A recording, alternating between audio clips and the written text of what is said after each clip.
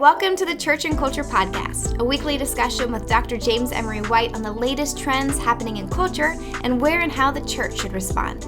Jim is the founding and senior pastor of Mecklenburg Community Church in Charlotte, North Carolina, president of Serious Times, a ministry devoted to exploring the intersection of faith and culture, former professor of theology and culture at Gordon Conwell Theological Seminary, where he also served as their fourth president, and the author of more than 20 books. I am your host, Alexis Dry, and I can't wait to dive into this week's conversation. Hey everybody, thanks for joining us this week. Now, we've come a long way from the days when TikTok trends were mainly dance challenges or makeup tutorials. With more and more young people, though, heading to TikTok now to find news and advice and even answers to moral questions, we're seeing TikTok trends actually take on a more serious nature. So, for example, a recent trend, and it's the one that sparked today's conversation, involves the promotion of intergenerational estrangement, which is when adult children and their parents cut ties.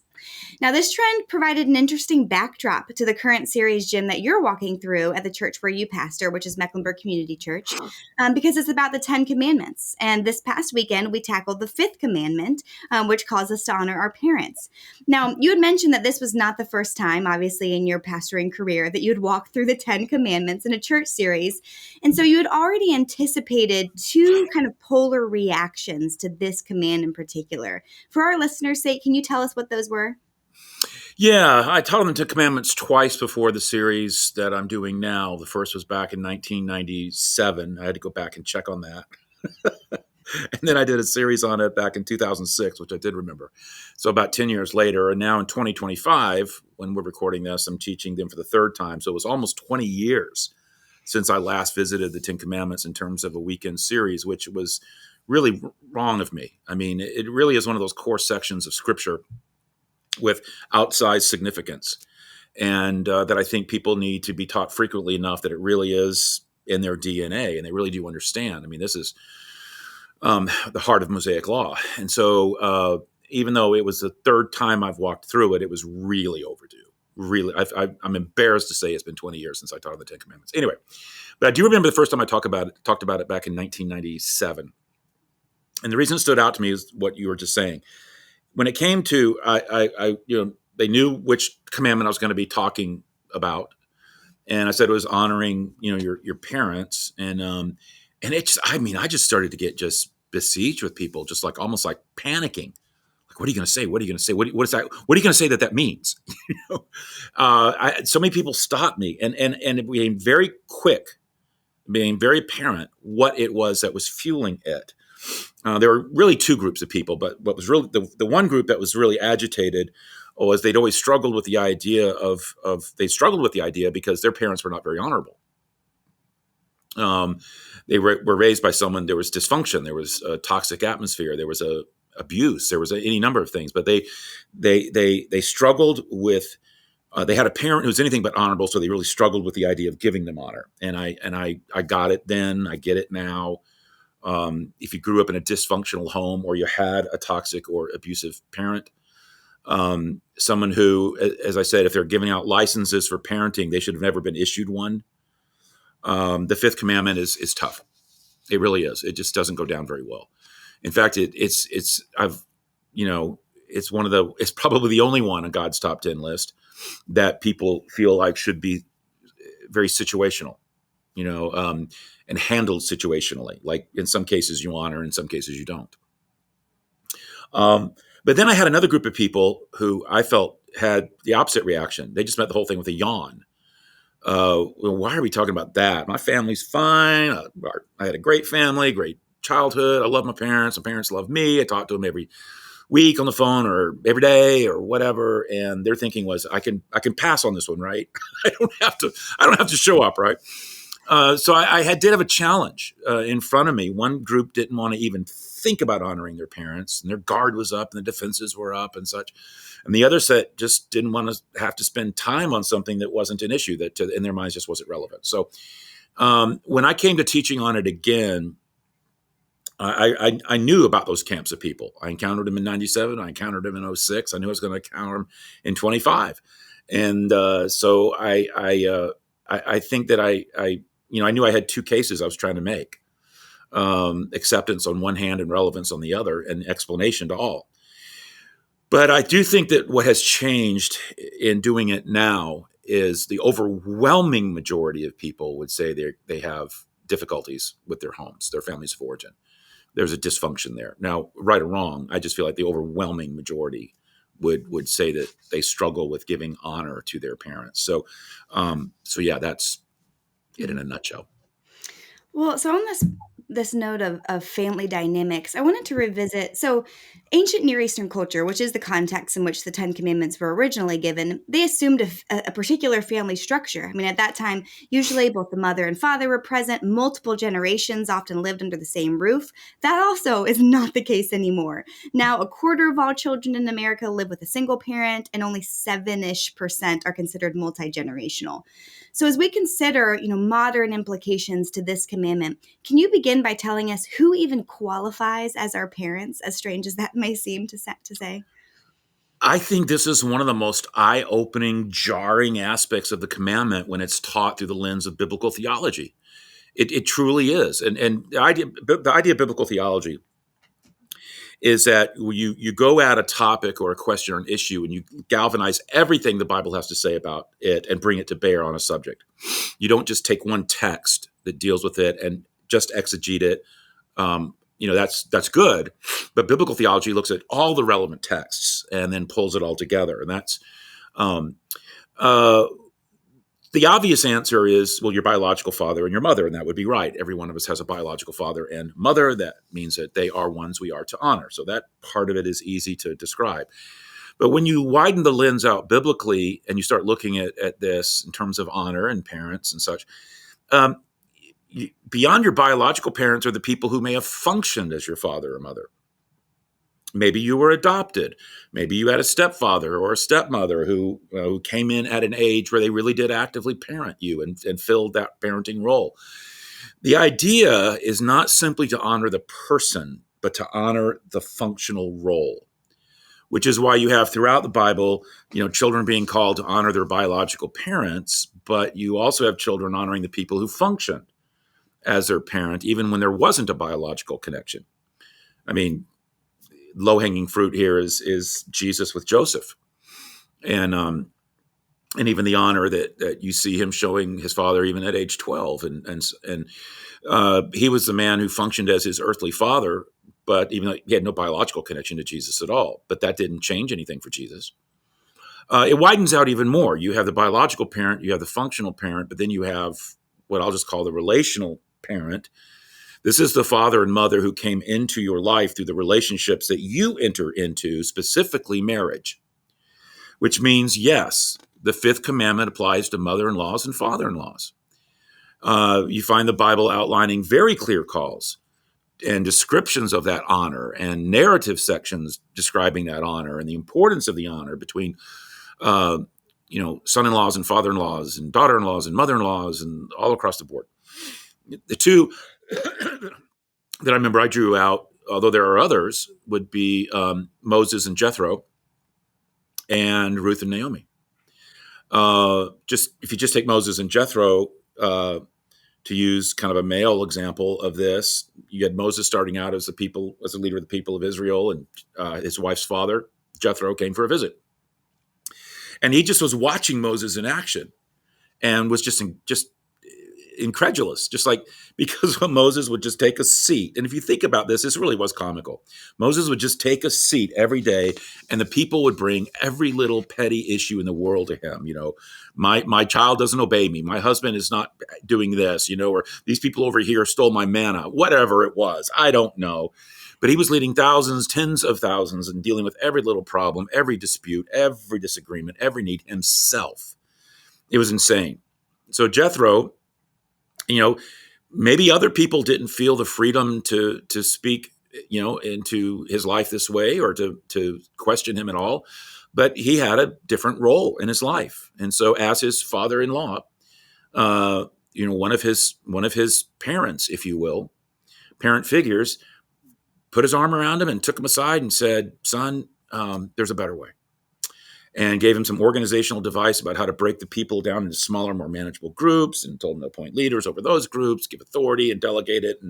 And it's interesting. I actually read quite a bit into, and I don't think it's eisegesis. I just think it's just, just fair reading into Moses' reply, because there's going to be some people who might resent a father-in-law who did that, or blow it off, or say, isn't it time for you to go home, or pull the wife off to the side and say, would you please tell your father to mind his own business? But no, in Exodus, it says that Moses listened to his father-in-law, and the idea there is that he kind of went, and then it says that he followed his suggestions. He listened, and then he followed it. That idea of listening was really giving his father-in-law the honor and the respect to not only speak into his life, but then to weigh whatever he said very, very carefully. And it proved to be pivotal, as we all know, to Moses' leadership. Ruth and Naomi, again. Naomi was married, had 2 sons. Her husband died, left her a widow. Then her 2 sons married, and then her 2 sons died, and she was left completely and utterly alone. She had no choice but to return to her homeland, hope a distant relative or someone would take her in. She encouraged her 2 daughters-in-law to go and try to find new husbands. They would have none of it. It's like, we're not going to leave you. That's not the way this works. That's not the way family operates. That's not the nature of daughter-in-law to mother-in-law. They were family. And so in the book of Ruth, you have that famous declaration of Ruth's love and devotion to Naomi. Wherever you go, I will go. Wherever you live, I will live. Where you die, I will die. Your people will be my people. Your God will be my God. And I remember, I think I joked this weekend about how so many times you'll see that as part of wedding vows. A woman will pick that out and want to be part of her vows. And I want to pull them aside and say, that's a daughter-in-law to a mother-in-law, right? You still want to say those vows? But it's a good reminder of how deep those relationships were really meant to be. And I think that's important to note. And in this whole conversation, is important that we understand biblically, what do we mean by parent? Because I've noticed an increasing tendency, and we can talk more about this, but for people to write off, cut off, be dismissive toward their in-laws relationally. They get offended by something, and it's like, okay, you're out of my life, you're out of our life, we're the family here, you're not, you're disposable. I can interact with you not only how I want, but if I want. You're not real family. I don't have a parental commitment to you. The honor thing doesn't apply at all. And so, and where I've seen this play out the most, and I ventured that publicly because I've been watching this and seeing this over the last probably 5 years, just anecdotally. But very pronounced between daughters-in-law and mothers-in-law. Just really like it's a little epidemic of that. But that's just not God's heart on the matter. So if you're married, let me tell you exactly who your in-laws are. Let's clean this one up. They are the biological, and if not biological, the functional parents of your spouse. That is a clear tie. It is a God thing, and you don't have the moral or relational authority to sever that, nor should you try to. And certainly not in the name of the 2 of you being married, like somehow, the clout to do that. That added them to the mix. It didn't divorce them from the mix, which is what's often forgotten. And if you're a Christ follower and truly committed, you really committed to enter into holy matrimony with your spouse, and you and your spouse were Christians and you came together, then you know that miracle took place where God made the 2 one. Your life and their life are indeed one. Your family and their family, one. His parents, your parents now. Your parents, his parents now, in that functional relational role. So now instead of 2 parents to honor, you have up to 4, potentially to honor, because your spouse is to honor their parents. You and your spouse are one, so you are to honor them as well, because you're inseparable from your spouse. We often talk about 2 becoming one, and that joining together and that coming together, and these 2 families at a Christian wedding coming together as 2 families for the celebration of this one. We often just almost make that a romanticized, idealized notion. We don't realize, it's functional. I mean, there's a lot to two becoming one that we just don't tease out. So when the Bible says to honor your father and mother, it does cast a fairly wide net. It means your biological parents. It means the people who function as your parents, as well as the family you married into who are parents. Well, let's talk then about the functional aspect of actually honoring a parent. Because when we think of honoring someone, we often think of praising someone or holding someone in high esteem. And as you mentioned earlier, that's one thing when you've had great parents for whom that comes easy. But that's something altogether different when you didn't. So can you tease that out a bit? Yeah, I think it's very important just to discuss what honor does not mean. It doesn't mean you have to celebrate them as honorable people. This isn't about when they weren't honorable. It isn't about, as I said, pinning a medal on their chest, which is what trips a lot of people up, because that's what comes to mind when we think of honoring someone, celebrating them, if you will. It's how we're used to thinking about it. And example I give is what's our highest medal that we give in our country? The Medal of Honor. And it's, the United States Armed Forces highest military decoration, sometimes called the Congressional Medal of Honor. For many people, thinking about giving the equivalent of that to your parents, whether biological, functional, or relational, is just repugnant to them. It's unthinkable. It's almost unconscionable. And because they're so not deserving of that award. But that's not what the Bible is talking about when it comes to honor. The honor we're called to give is not about the person. It's about the role. It's not something owed to them because they are honorable. It's something attached to them because of their place and position in your life and in God's economy of things. The call to honor is the call to treat them with due respect and to see them and treat them as someone who has obvious worth and value in the eyes of God and should in your eyes as well. We're talking a little bit about this offline, but we certainly have more acute language now to label the dysfunction that takes place in modern families. But I don't believe that there was necessarily less dysfunction in ancient Near Eastern families when God gave this command to Moses. In other words, God must have known that when he gave this command, that this is going to be a challenge for some. But as you mentioned, he did not offer any qualifiers like, if your parents are honorable, honor them. So why do you think that was? Why no qualifiers? I mean, when God put this on his list, he knew that every single parent in the world would be a sinner. Every single one. He knew that there would never be such a thing as a sin-free, sinless, perfect parent. God doesn't want us to honor their lifestyle or sins or mistakes or weaknesses. He knows what went on between us and them, and he wants us to confront it and deal with it and heal from it in such a way that we can honor the fact that they were the human instruments which gave us life and gave our spouse life. And by extension, were used by God to bring about the lives of our children and, if we're so blessed, grandchildren. And so I think that's the short answer. Mm-hmm. Well, then let's circle back to that TikTok trend that I mentioned about intergenerational estrangement. Basically, you have therapists and sociology gurus telling young adults that in order to heal from their childhood dysfunction, it might be necessary for them to cut off all ties from their parents. So how does that advice square with the Fifth Commandment? It doesn't. It doesn't. Again, it doesn't mean you have to pin a medal on their chest, but you're called to treat them with respect, to see them and treat them as someone of worth and value, which means, let's just go ahead and say a few things. For many people, let's talk about this side of it, then we'll get into the estrangement part. I know, and I just need to say it pastorally, I know that just saying that can sound so glib. So let me add that I know that you're going to need help with this.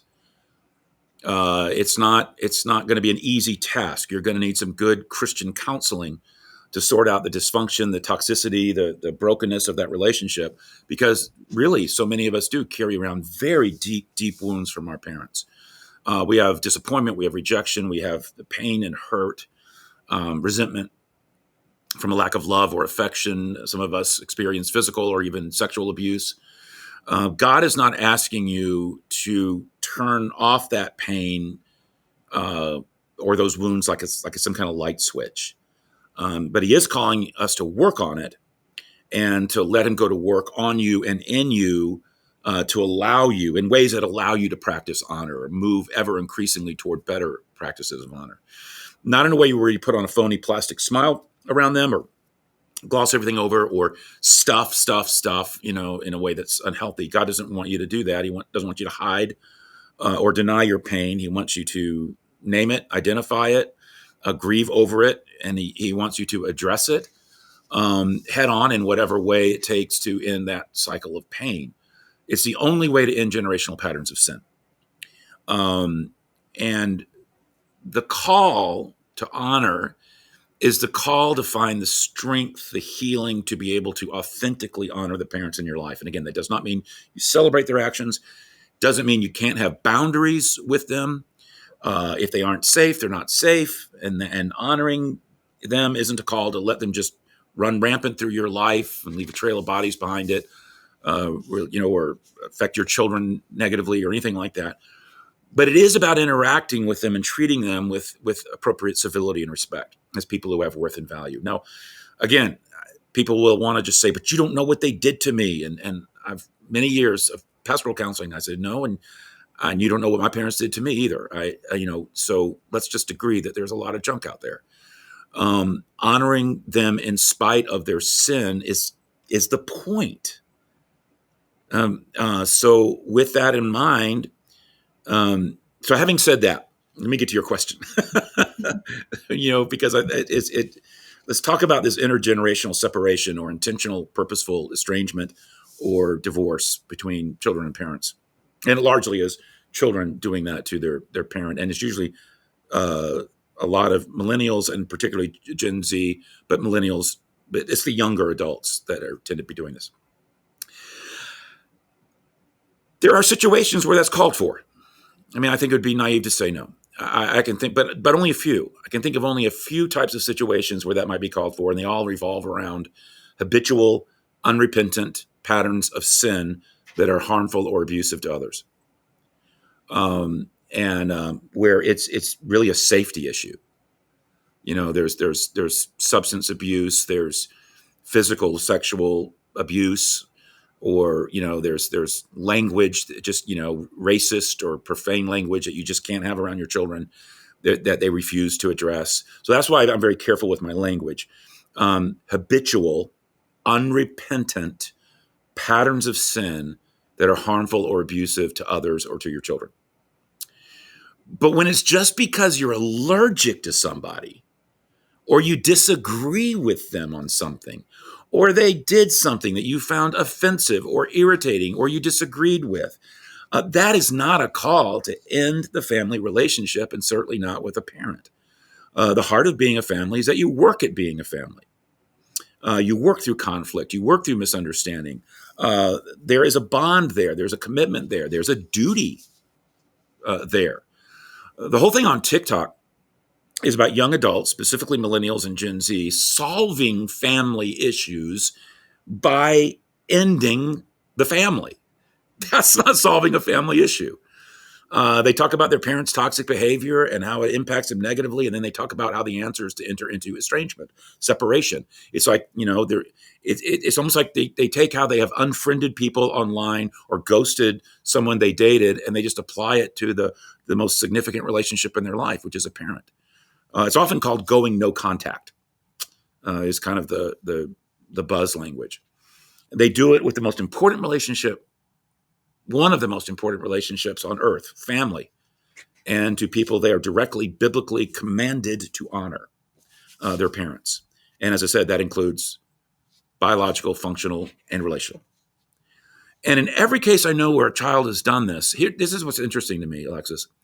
In every case I know of pastorally, where a child has done this, it is not because the parent is unwilling to try and reconcile, or unwilling to or they're unwilling to work on something, or unwilling to address issues.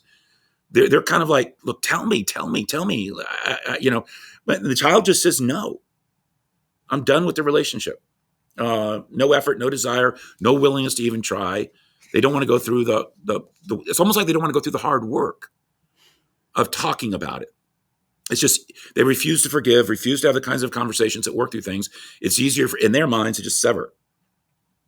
And that decision is being reinforced by their online community, by peer influencers on a platform like TikTok. And what's happening is the dynamic is that, someone gets on there and starts talking about their parents' toxic, abusive behavior. And then they say, I had to sever, I had to go no contact, and best thing I ever did. I'm so happy now. I'm healed. I'm healthy. I'm whole.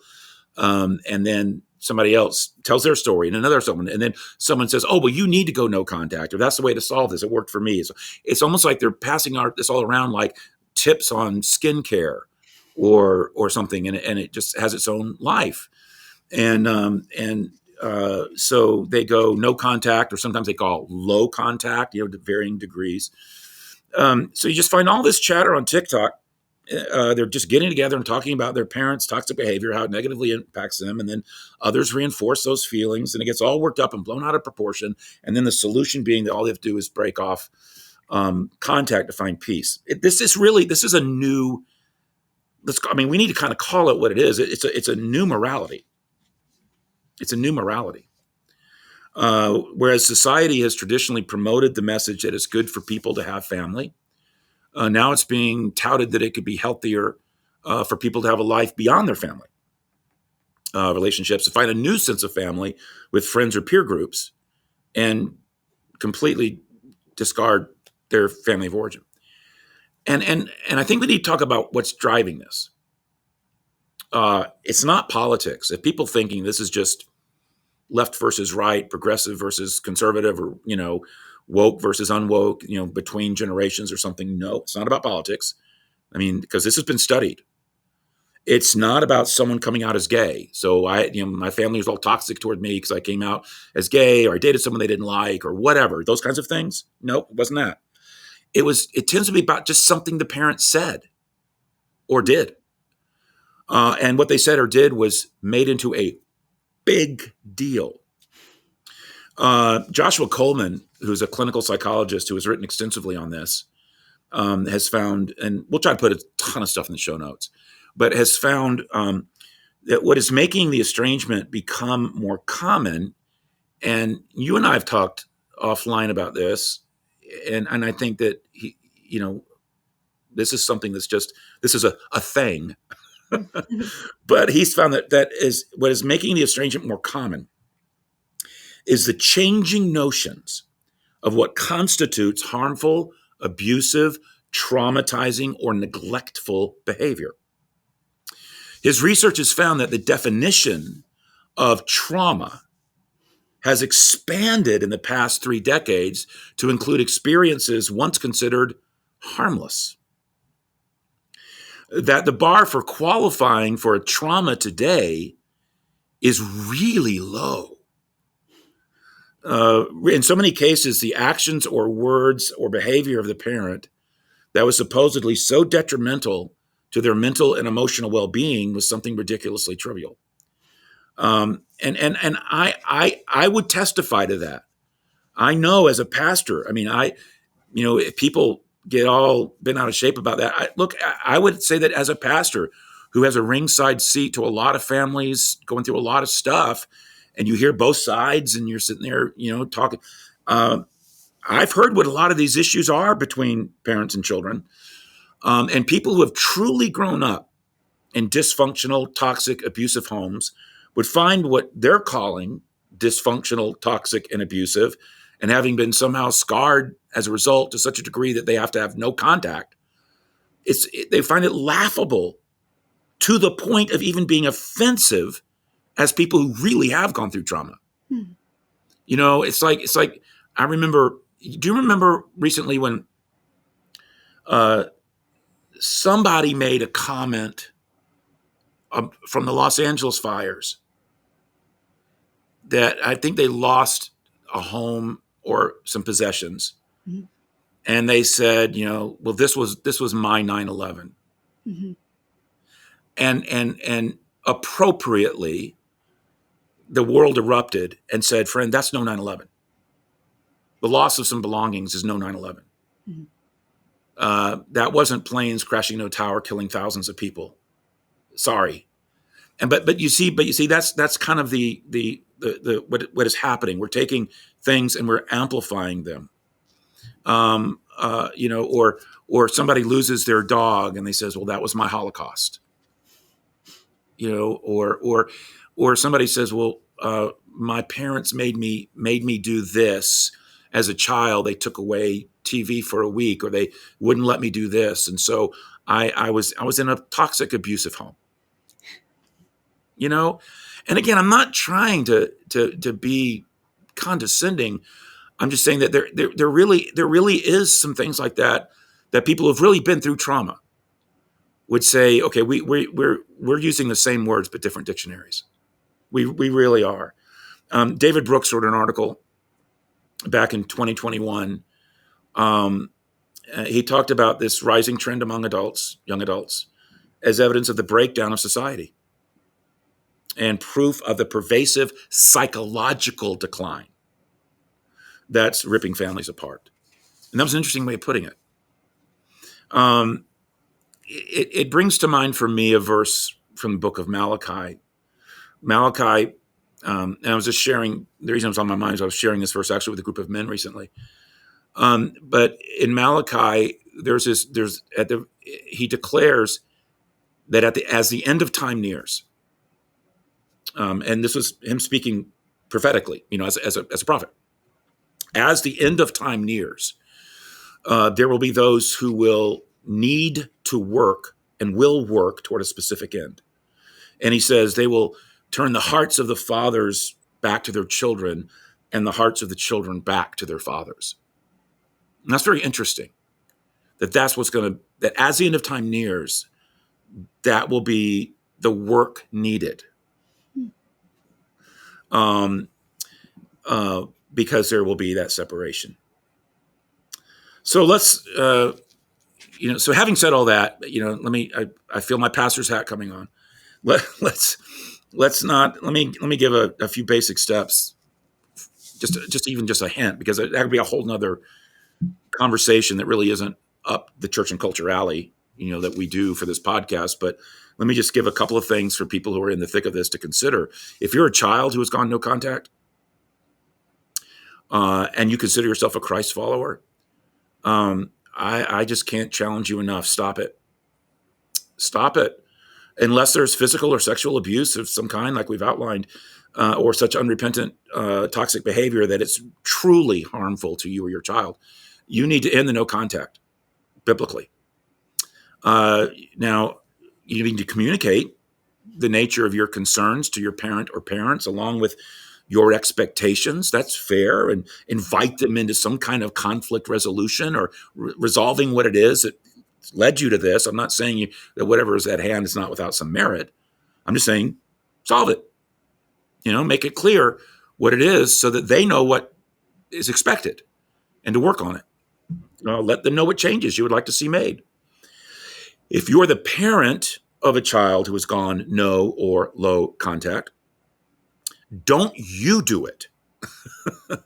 Find non-invasive ways to communicate that you'd like to reconcile, and that you're willing to explore whatever it takes for that reconciliation. Don't stalk them, but send them a card, send them a letter, not an accusatory, guilt-ridden one, you've broken my heart kind of thing. But even though they have, I'm sure. But just says, hey, I stand ready and willing. Tell me what I need. Tell me what the issues are. I really want to own everything I can and ask forgiveness for what I need to ask forgiveness for. Change where I need to change. Help me. I love you. Or even communicate through a trusted third party. But keep that contact. And most of all, I would say to those parents, pray. This kind of separation between a parent and a child is just not of God. It's deeply not of God. So you're facing some demonic headwinds here. I'm not saying your child is demonic. I'm saying that the evil one wants to keep you estranged. That's a win for him. So pray for spiritual breakthrough. Pray really, really hard. And the good news is the Holy Spirit is on your side, wants to see this reconciliation And so pray that he'll work in everybody's hearts. And Thanks, Jim. And there's so much more that you'd mentioned in the message that you gave this past weekend. So I hope if this is a topic that you're interested in or need to hear more about, as Jim said, we'll flood the show notes with ways that you can listen to that. Or if you want to just track along with this whole series, we'll give you information in the show notes as to how you can do that, as well as link some of the resources that Jim shared. But we'll leave it there for now. Thank you guys for listening. We'll catch you next week.